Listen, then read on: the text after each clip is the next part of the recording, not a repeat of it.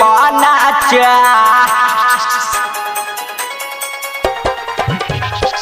नाचाए रानी DJ पानाचा नाता इलाई के डाली है बाजा मारी लटका दे के झटका दिन निकाल ले गईलू जिया जिया लेकर के तू ता लूट गईलू जिया जिया जवानी तू ता लूट गईलू नाचाए रानी डीजे पानाचा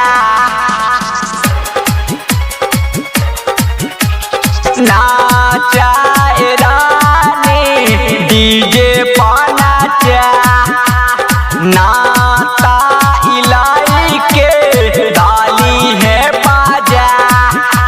अरे मारी लटका दे के झटका दिल निकाल ले गईलू जिया जिया जवानी तू ता लूट गईलू जिया जिया जवानी तू ता लूट गईलू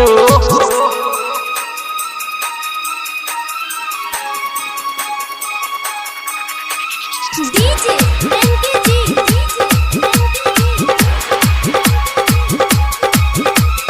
क्वालिटी बाजार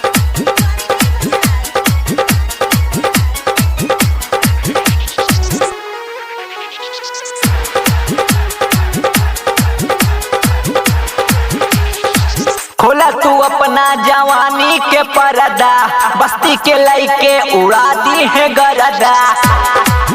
नमन सुना खोला तू अपना जवानी के परदा गोंडा के लइके उड़ा दी है गरदा हम के बनाला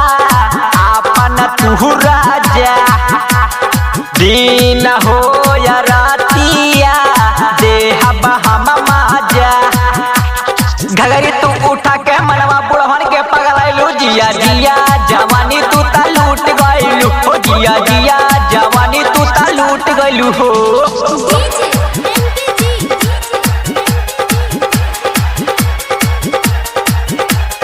क्वालिटी बाजार